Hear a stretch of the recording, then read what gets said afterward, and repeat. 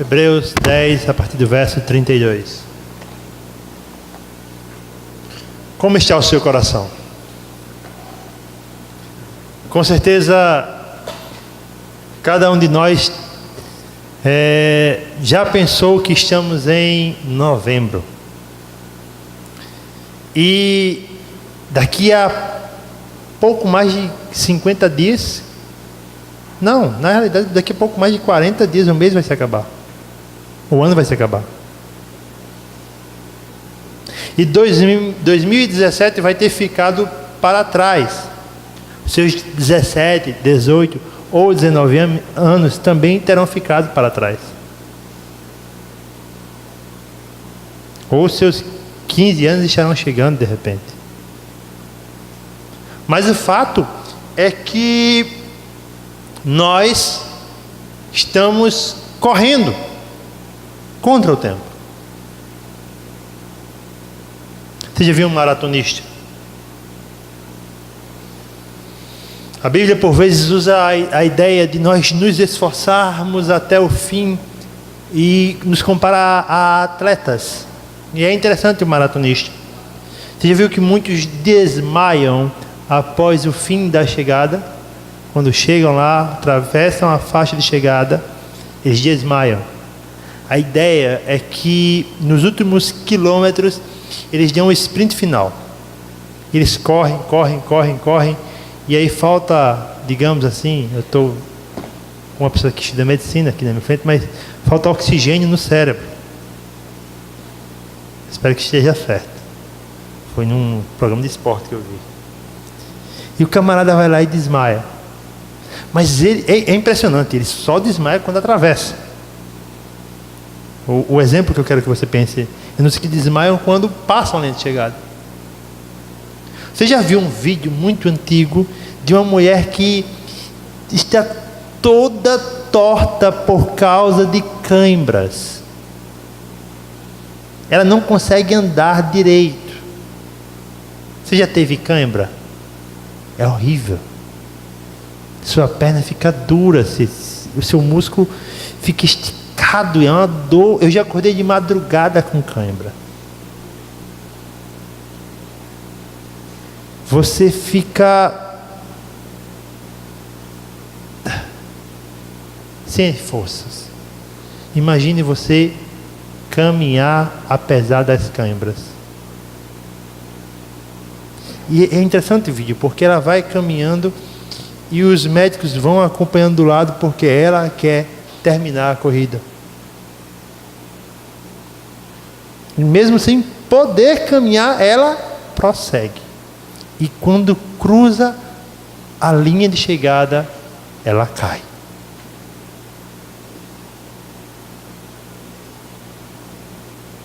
Aonde está você na corrida de Deus? Aonde você está na corrida para o céu?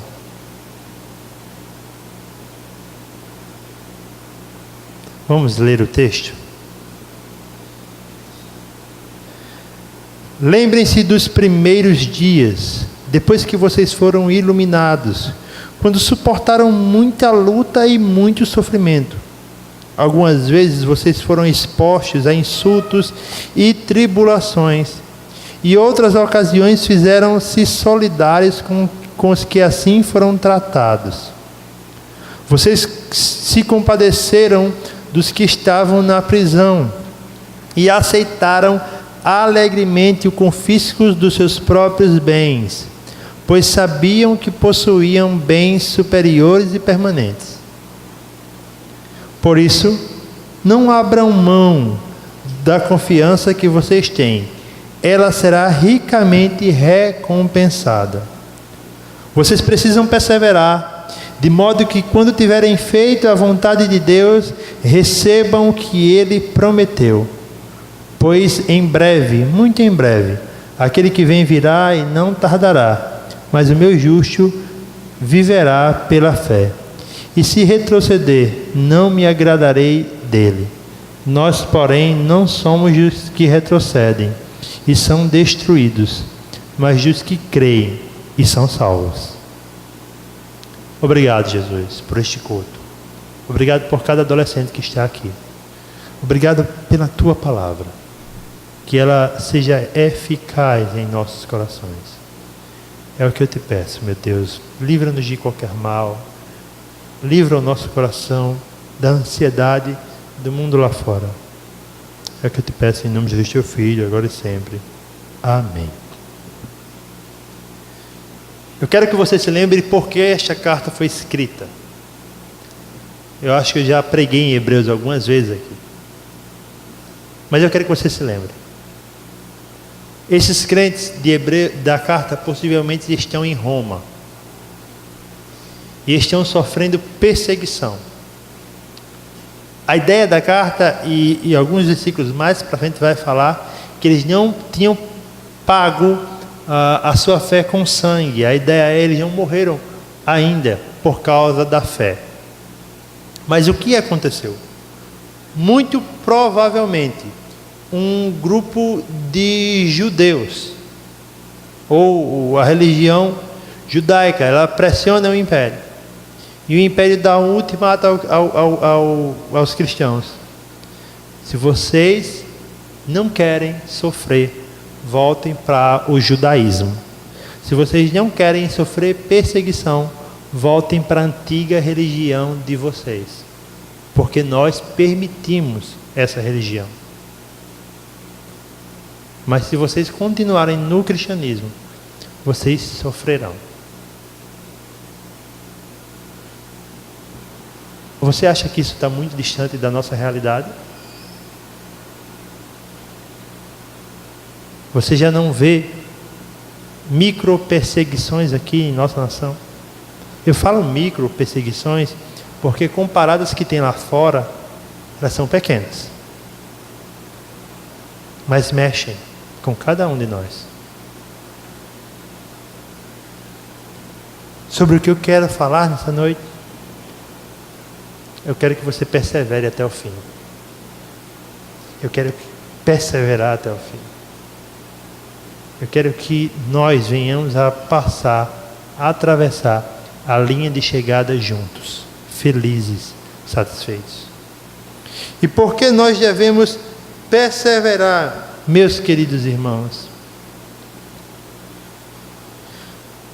Nós devemos perseverar, apesar de toda a perseguição que a fé pode promover.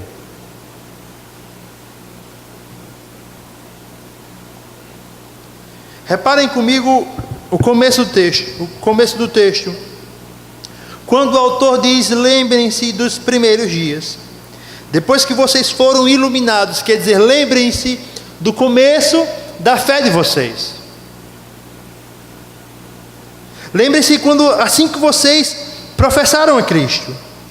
Quando suportaram muita luta e muito sofrimento. Algumas vezes vocês foram expostos a insultos e tribulações. Em outras ocasiões, fizeram-se solidários com os que assim foram tratados. Vocês se compadeceram dos que estavam na prisão e aceitaram alegremente o confisco dos bens, dos seus próprios bens, pois sabiam que possuíam bens superiores e permanentes. O que eu quero que você entenda é que esses crentes já estavam sendo trabalhados há algum tempo através da perseguição. Na realidade, quando você confessava a Cristo naquela época, era assinar um atestado de perseguição. Porque se você era judeu, aqueles que conviveram o mesmo culto com você iriam lhe perseguir. E se você era gentio e se converteu, as pessoas também que participavam da sua vida estariam contra você. O que o autor nos chama é que eles deveriam se lembrar dessa época, do começo da fé, em que eles suportavam isso apesar de todas as coisas. E mais, não só isso. Eles suportavam o fato de serem ridicularizados publicamente.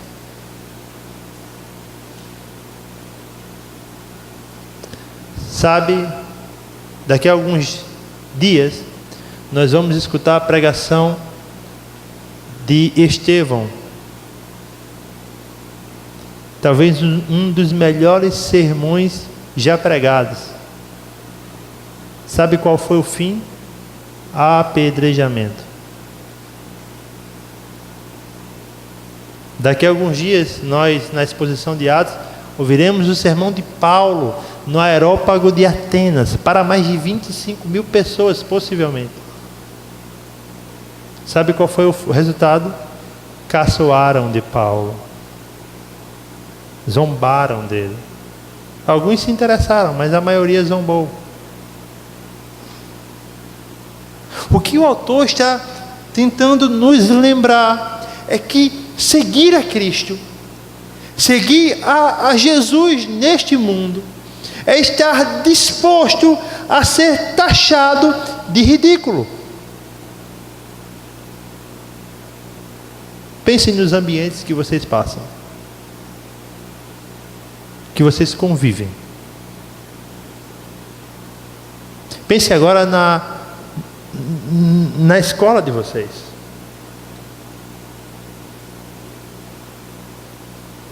Se você é um crente fiel a Deus, você será exposto à ridicularidade. Perguntas como: por que você não transa ainda? Perguntas como: por que você obedece tanto aos seus pais?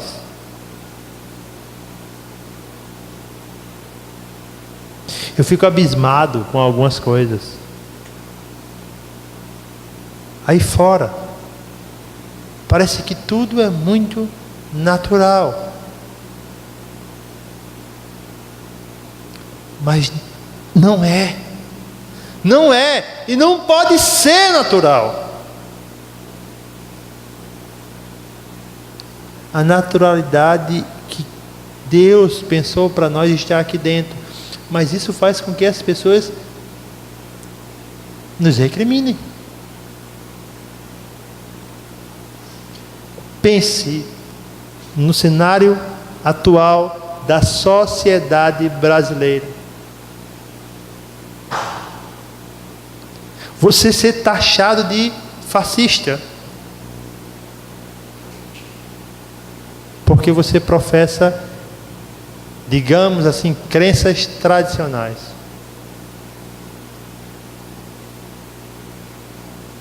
Sabe o que acontece? É que nós não estamos dispostos a sofrer ridicularização. Nós queremos uma fé que possa se associar a todos os tipos de pessoa sem trazer prejuízo nenhum para nós. Mas isso é biblicamente impossível. E eu quero deixar claro para você: isso é biblicamente impossível. Porque as pessoas odeiam ao próprio Deus. Como não irão odiar os filhos dele? Você espera um tapete vermelho? Não espere por isso. Espere pela vergonha. Espere pela decepção. Espere em ser frustrado. Espere em ser enganado. Espere em ser injuriado.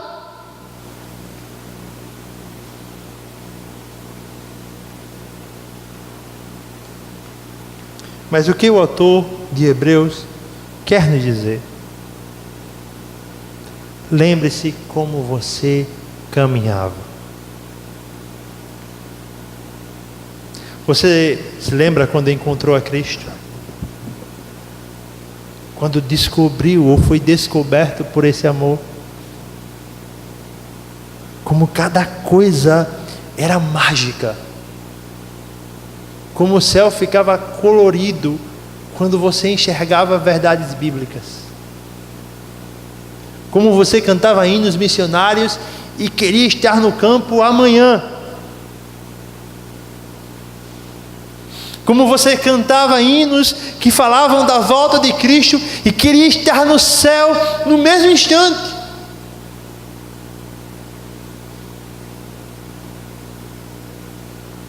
O que acontece hoje? Você se tornou insensível. Você deixou o mundo criar uma parede em seu coração através dos seus amores próprios. E com isso você não está disposto a sofrer. Porque você se pergunta: poxa, não pode ser assim. Mas eu quero dizer uma coisa a você. Você sabe o que aguarda a vida de um cristão?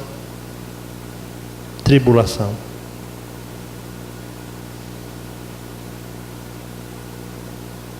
É o que o apóstolo Paulo vai dizer ao seu discípulo Timóteo. Paulo está prestes a morrer. Ele vai dizer o que a Timóteo? Aqueles que desejam viver piedosamente passarão por tribulações. E eu quero explicar a você um pouco dessa ideia da palavra tribulação. Essa palavra vem do grego, eu expliquei isso no culto da rede há alguns dias. Tríbulo. O que era isso? Era um pedaço de pau com cravos de metal que era usado para separar o trigo da palha. Então, após a colheita, jogava-se o trigo e metia-se o tríbulo, escovando o trigo, para separar o que era aproveitável da palha. Para que serve a tribulação? Para separar os frutos de Cristo das palhas que você tem.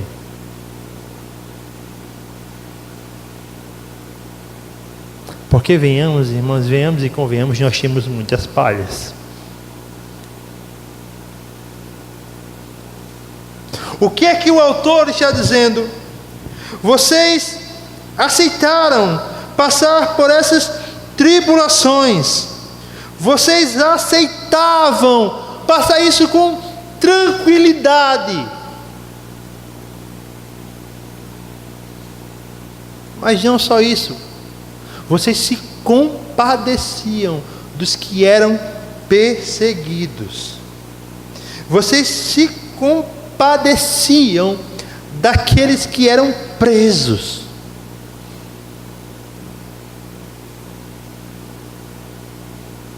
Vocês aceitaram o espólio dos seus bens.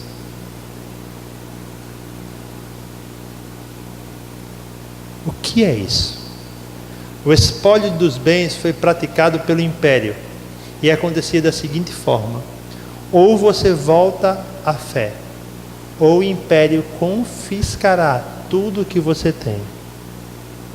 Ou você volta a ser judeu, ou amanhã você estará pobre, sem nada. Você vê o preço da fé? Você consegue enxergar o que aqueles irmãos estavam dispostos a passar? Estavam dispostos a passar tranquilamente, e eles estariam dispostos a perder tudo. Porque aí o autor termina essa sessão nos alertando, porque eles almejavam uma coisa maior, melhor, bens superiores, bens permanentes. O que eles almejavam era a eternidade. E aí eu quero perguntar a você, jovem, adolescente, pré-adolescente, em que você baseia toda a sua vida?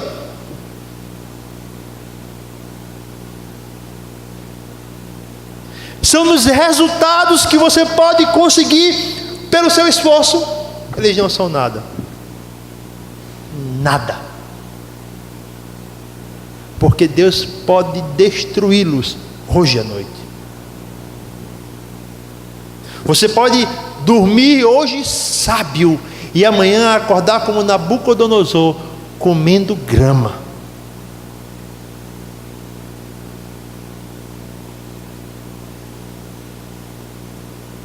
São seus pais que são abastados. Sabe o que pode acontecer? Eles falirem. Acredite. Isso no Brasil é muito possível. Talvez mais que qualquer outra nação. É no seu relacionamento, no seu boyfriend, né?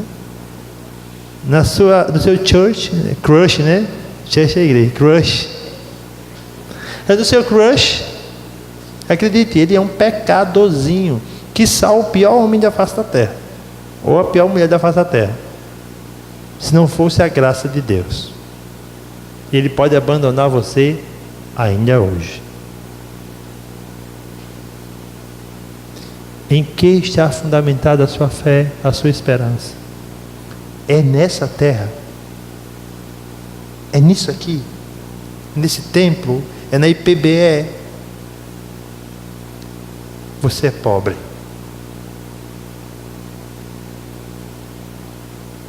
E o que é que o autor aos Hebreus diz? Não mirem o agora. Não olhem para o agora. Não olhe para isso aqui. Olhe para o que é eterno. Olhe para o que é permanente. Olhe para o que a traça não corrói, para o que o ladrão não rouba. Construa lá, porque isso aqui passa. E quando você começa a construir lá, você constrói aqui da forma correta. Quando você prioriza o céu, você vive na terra de forma correta. Porque você reconhece que seus resultados só advêm através da misericórdia de Deus. Porque você reconhece que os seus pais só têm o que têm porque Deus os concedeu. Porque você olha para o seu namorado e vê nele uma pessoa que você pode um dia casar, mas em primeiro lugar você vê o seu casamento eterno com Cristo. Você está entendendo? Como olhando para a eternidade, nós vivemos melhor aqui na terra. Por isso o autor dos Hebreus conclama aqueles irmãos: voltem a perseverar. Voltem ao primeiro amor, né? Tem até aquela música antiga, né?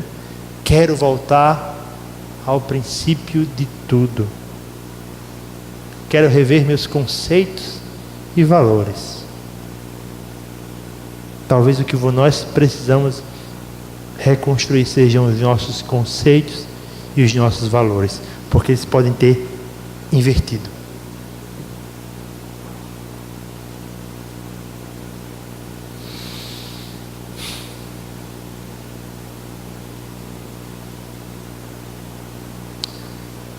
O que nós estamos plantando? O que nós estamos plantando?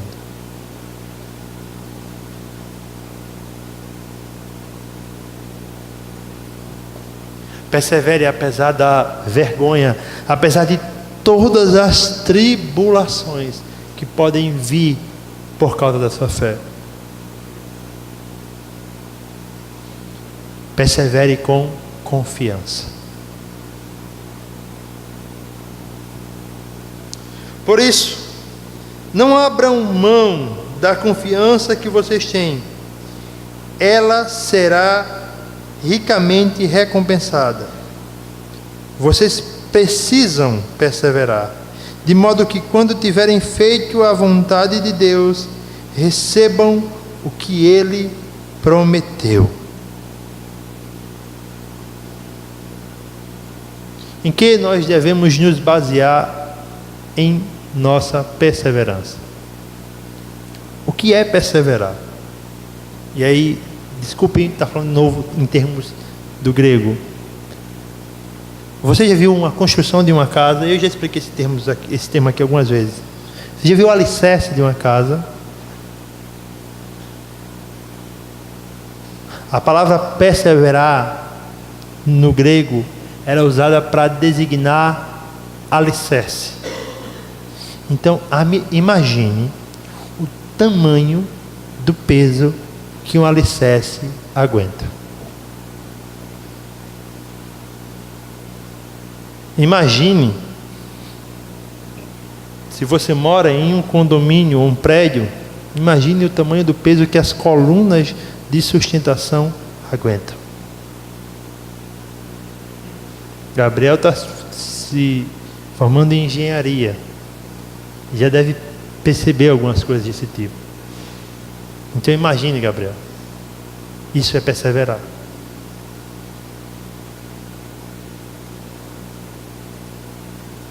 Perseverar é aguentar a pressão, meu amiguinho. A fé em Cristo não é para covardes.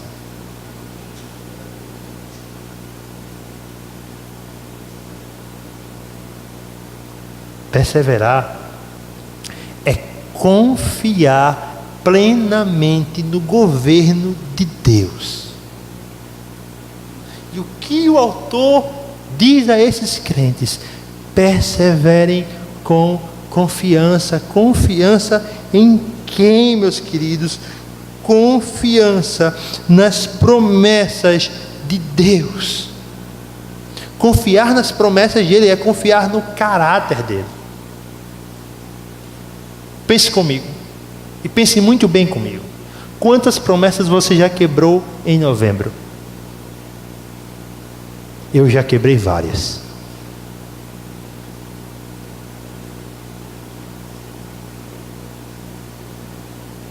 Eu já quebrei várias. Porque nós somos especialistas em quebrar promessas.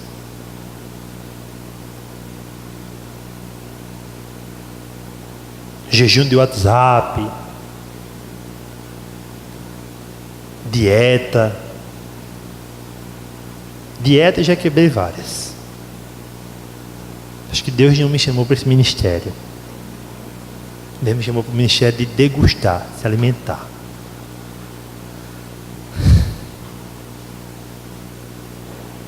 Quantas promessas você já quebrou? Mas talvez você diga: Antônio, eu não me lembro de nenhuma. Poxa vida, que legal. Mas você se lembra das promessas que quebraram, que envolviam você? Coisas que pessoas prometeram fazer por você e não fizeram. Talvez essas sejam mais fáceis.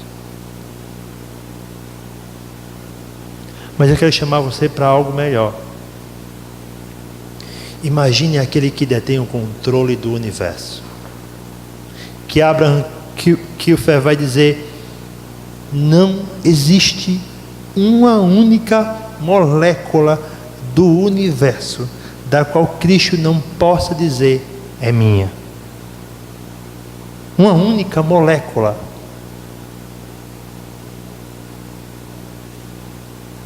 Um único átomo. Um único grão de areia.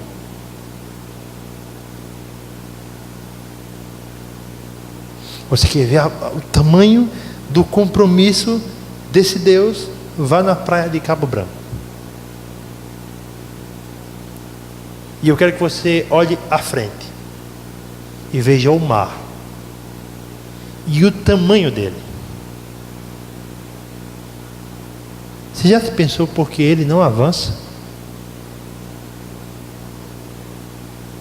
Quantidade e espaço ele tem, mas ele quebra. E aí ele vai dizer, Deus vai dizer a Jó: as suas ondas orgulhosas quebram e não passam do limite que eu designei. Esse é o Deus que nós servimos. Esse é o Deus que essa igreja servia. O Deus que não quebraria as promessas. O Deus que não falharia com eles. O Deus que é íntegro, perfeito, único. Esse é o Deus que você acorda todas as manhãs, e todas as manhãs as misericórdias dele se renovam na sua vida. Persevere, fique firme, reconstrua, volte ao primeiro amor, mas não fique perdido no tempo, porque ficar perdido no tempo, no seu relacionamento com Deus, é a pior coisa que você e eu podemos fazer. Persevere. Está difícil? Persevere. As pessoas decepcionaram você? Persevere. Imagina o que essa igreja passou. É só você pensar em você. Você já teve amizades perdidas por causa da fé? Esses crentes também tiveram. Eles perderam amigos. Eles perderam, alguns até família. Mas perseveraram, aguentaram a pressão.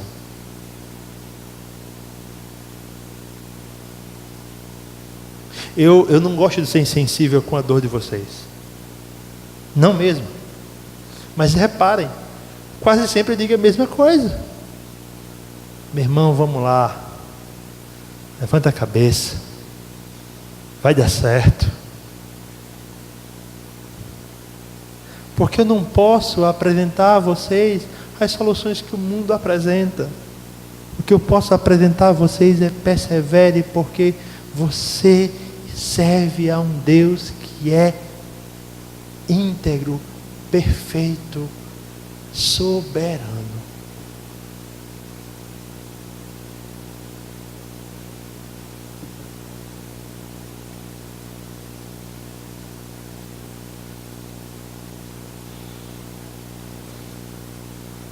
Persevere, porque um dia você vai deixar de perseverar. Essa talvez seja a melhor palavra.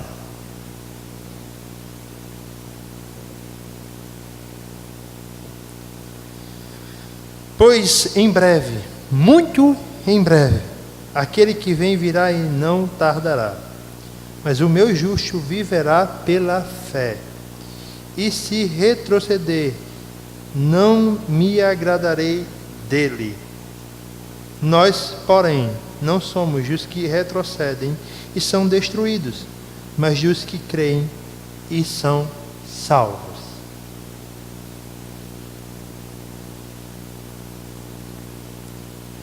O autor agora lembra aquela igreja que muito em breve tudo isso terá um fim. E sabe quem ele usa? E aí é um profeta que eu aprendi a amar nesses últimos meses.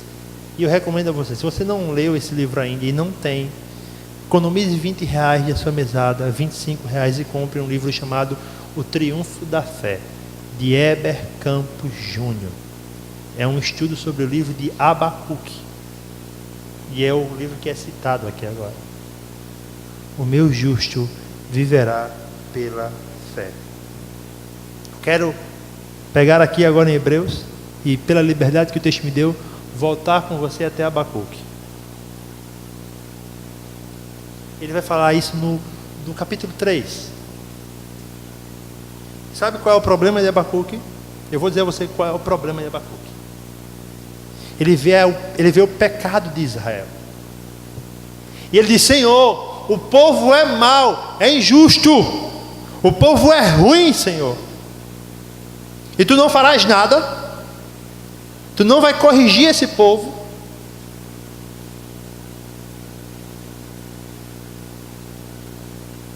E aí o que acontece?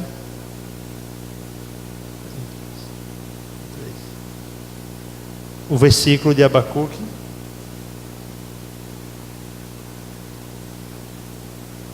Abacuque 2, 3 e 4.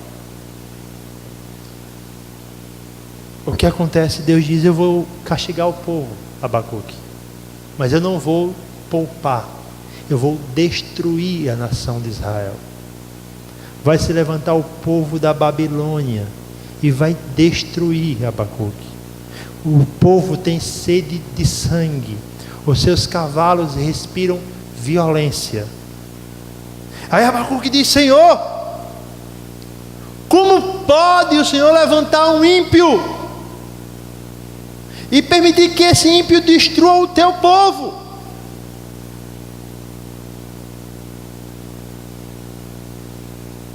Deus mostra a Abacuque a sua soberania, e a Abacuque entende: o justo viverá pela fé. Qual é a ideia? Mesmo diante de uma terrível tragédia, o justo será poupado pela fé. Isso quer dizer que Abacuque não morreu na invasão babilônia? Provavelmente morreu aqui, mas viverá para sempre.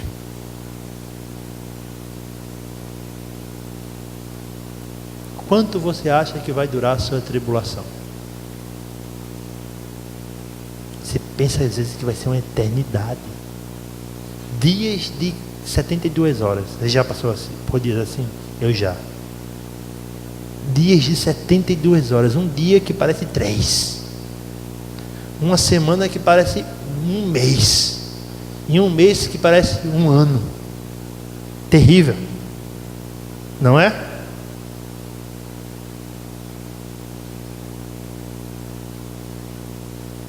Contudo, observe, eles passaram. Não passaram? Não duraram um segundo a mais e nem também um segundo a menos. O que eu quero dizer a você? Encare, e encare isso muito bem. O que deve sustentar você é a sua fé. E quem sustentará a sua fé é o próprio Deus. Está entendendo como é o jogo? Você está firme, porque Ele faz com que você esteja firme. E aí, mesmo diante da maior tragédia, você pode cantar, ainda que a figueira não floresça, que não haja fruto na vide, que o produto da oliveira minta, que não haja ovelhas no curral, todavia eu me alegrarei no Senhor.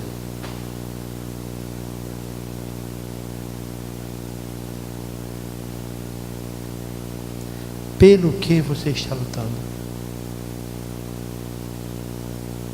Pelo que você está lutando? Pelo que você está perseverando?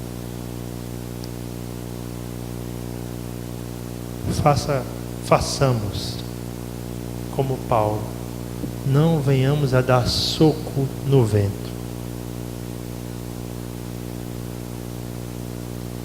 Persevere.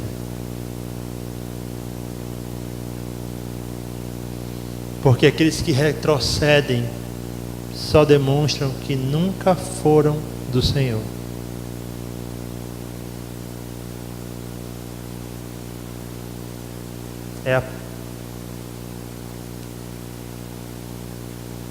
É uma dura verdade.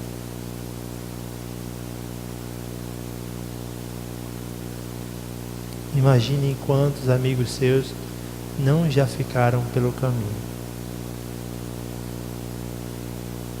não já desistiram, não amaram mais o mundo. Persevere. persevere. Perseveremos juntos, para a glória de Deus. Vamos orar? Tu és o mesmo, Senhor. Tu não mudaste, Tu não falhaste. Obrigado por este culto. Obrigado por cada adolescente. Que eles possam perseverar para a glória do Teu nome. Porque Tu és bem maior que nós. Bem maior que os nossos desejos. Bem maior que o nosso coração, Jesus. Por isso, meu Pai, eu clamo a Ti. Eu clamo a Ti. E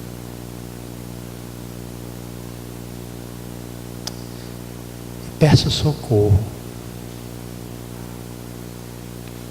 Socorro, Senhor.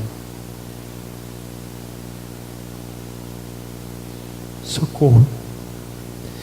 Me socorra, Senhor, da minha carnalidade, que dia a dia quer esfriar o amor que eu sinto por Ti.